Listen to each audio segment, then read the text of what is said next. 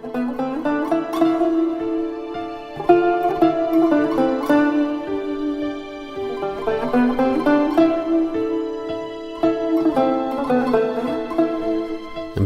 fevral G'ulji inqilobi Sharqiy Turkiston yaqinqi zamon tarixidagi Xitoyga qarshi ilib berilgan portlash xarakterli inqilob.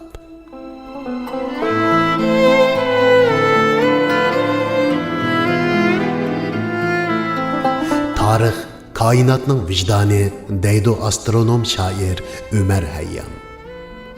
Shundoq bundan 20 yil burun Sharqiy Turkiston deb atiladigan bir jo'grafiyadagi kichkina shahar G'uljida yuz bergan G'ulja 5 fevral inqilobi insoniyat tarixiga tamg'isini urgan koinotning shundoqla Uyg'ur xalqining vijdoniy ovozi.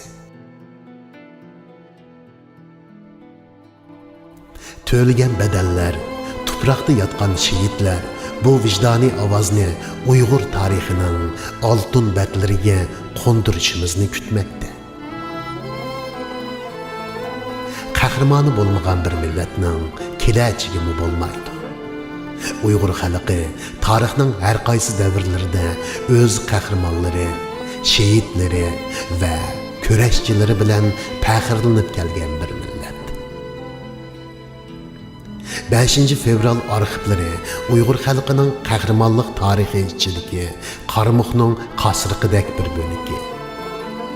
Biz tarixning ko'milib qilishini, vijdonning ko'milib qilishi deb qaraganligimiz uchun qo'limizga qalam oldik. Allah bizga intayin yuqori yaratish mo'jizasi bilan bergan anglash va so'zlash iqtidorimizni ishga solib, bu qahramonlik dostoniga shohid bo'lganlarning aytganlariga quloq berdik. 5 fevral G'ulji inqilobi haqida bilmaydiganlarimiz biladiganlarimizdan ko'p. So'zlayli, yozayli. Tariximiz oq qog'oz bo'lib qolmasin. Sharqiy Turkiston mustaqilligini qo'lga keltirish yo'lida issiq jonlarini taqdim qilgan, Allah yo'lida shehid bo'lgan barliq Sharqiy Turkiston o'g'il qizlarga Allah jannatul firdavsni taqdim. Jannatul firdavsni taqdim. Jannatul firdavsni taqdim.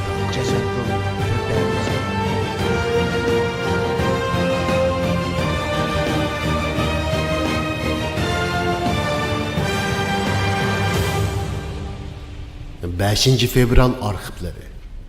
Abdori Gülşen Abdüqadir. Mikrofonda Abdüsalam Uyg'ur.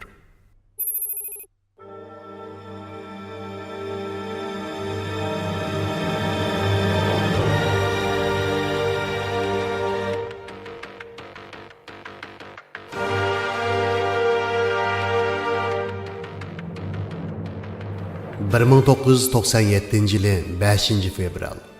O'rin Xitoy tajovuz qilib olgan Sharqiy Turkistonning 70 kvadrat kilometrlik yer ko'lamiga 300 ming nopusga ega xilvat shahar G'ulja.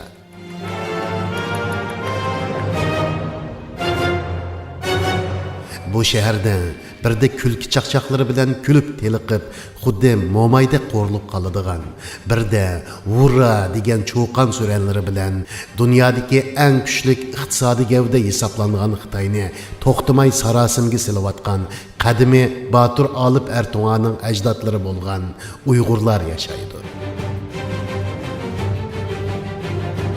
Bu shahar nopusining ayni yillarda 300 ming bo'lganligi ma'lum. Tarixda İngilizlarning indianlarni assimilyatsiya va yo'q qilish uchun Büyü Meryem haykali yelisini qo'llanganligi ma'lum. Ular indianlar o'ltiraqlashgan rayonlarga Büyü Meryem haykalini ko'mib qo'yatdi-da, ondan ma'lum vaqt o'tgandan keyin haykalni yana o'zlari qizib chiqarib, indianlarga Büyü Meryem haykalini ko'mib qo'ygan degan to'kmatni ortib, ularga qarta tutqun qilish va qirg'in qilishni boshlaydi.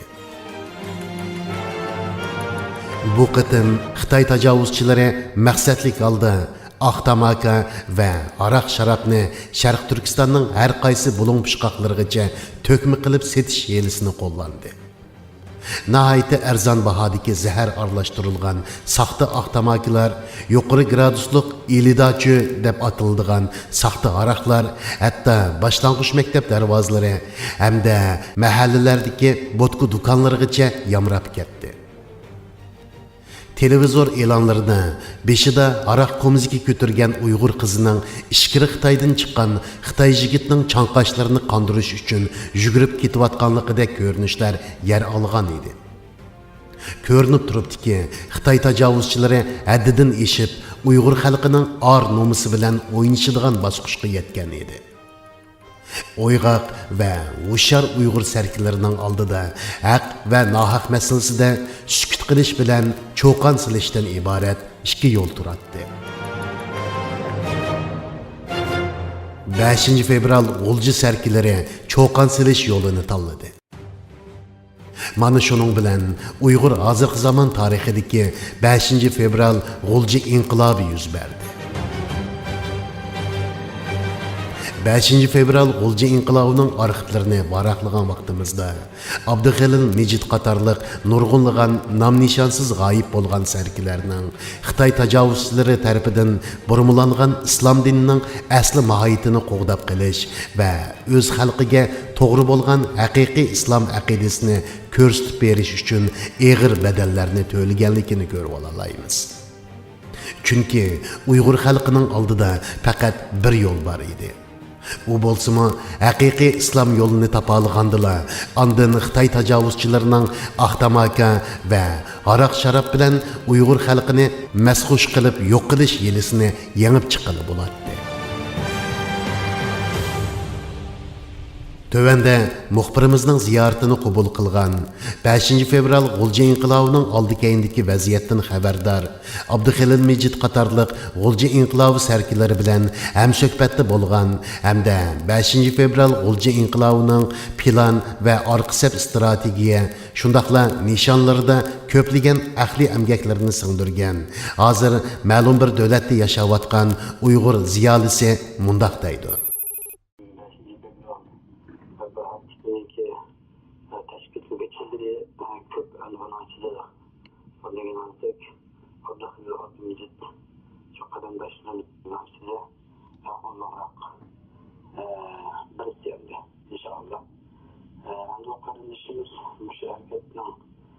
Beşiden tartıp daha geçici şehit olan kadar şurada müstehkem tutdu. Müşküreşten sepete aldan seplerde durup kıymet kıldandı. Asasiyatın nefis kavaklıda baştan ahır Abdülhamid'in İbbalan kıymetleri asasen halkın grubu şerketi dinli terbibat hareketi oldu. Hem de işbazımızda dinli terbibat hareketi hem de mahiyetli kanallarda halkın grubu hareketi oldu. Bir söyleyende hem de vatanımızdaki din, vatanımızdaki din. Emniyette bulunan mahiyeti özgertilgen, yönelişi bölümünü bitirgen, yani şundak bir din bulup, o İslam'ın asıl mentekisini, asıl mütevakkil yaşayıp geçirdi. Şunun için o işlerine doğruluğa, özlükке, yaşlılıkka yedekliğim yapıldı. Aslında bir bahar güher. O insanların ki bakıyor aslında. Anlamadan da şu özlü yolu da doğru yolda eminleştirip muhabbata insanlara bu gidiyor. Lakin biz şundan bak yolunu kolunu kötü olmamızdan ahvalımız çok usam çok beçare halette öttük. Çok halette öttük. Neymiş şimdi çünkü bu din asli mahiyetinin bölümünün kesilgenliği için o bizgi basit saadetle yaşlı etkilenmedi. Hem de G'ulji inqilobining tub qadriyatiga insonlarga o'sha dinni haqiqatdan tanishtirib, o'zining erkinligi uchun, o'zining ozotligi uchun, o'ziniki insonlarniki yaxshi turmush kechirish uchun bir yo'l hozirlashdan iborat turib, o'zini tanish bosqichini iborat etadi. Shuning uchun Abduxalil qatorliq qarindoshlarimiz, undan boshqa yana nurg'un shu baba hammasi degidek asosiyatni dinning haqiqiy mohiyatini tanıştırış hareketini ifade deb qarayman. Demek ki o qarindoshimiz shu ustidagi inshaalloh esin munavvar jangida 5 fevral G'ulji inqilobi, G'ulji yoshlardagi uyg'unish bilan Uyg'ur an'anaviy mashrifining o'zaro yemirilmas yo'g'irilishi va jon bilan tan bo'lishidan iborat. 10 yoshlarda bir xil uyg'unish barliq kelgan. Biz kim o? Kimninki bizi kim yaratdi? Biz nima uchun dunyoga keldik? Bizning vazifamiz nima? Biz mushunda qul bo'lib ketishimiz lozim biz. Allah Teala bizi ey Müslümanlar takdir eriştirdiğin. Şimdi bu Allah yalancı mı yazmamışsa bu neyim için biz takdir erişememizde özdeki ağır zebun altıdın insanlar şu vaktinde uygundan için. Uygunun gerçekten bu Kur'an'ı ürünüş, Kur'an'dan özgü nicat yol tepiş bu istiki dünya gelip şunun ailelerde 7'den 8'den 10'dan bulup başında Kur'an öğrengen.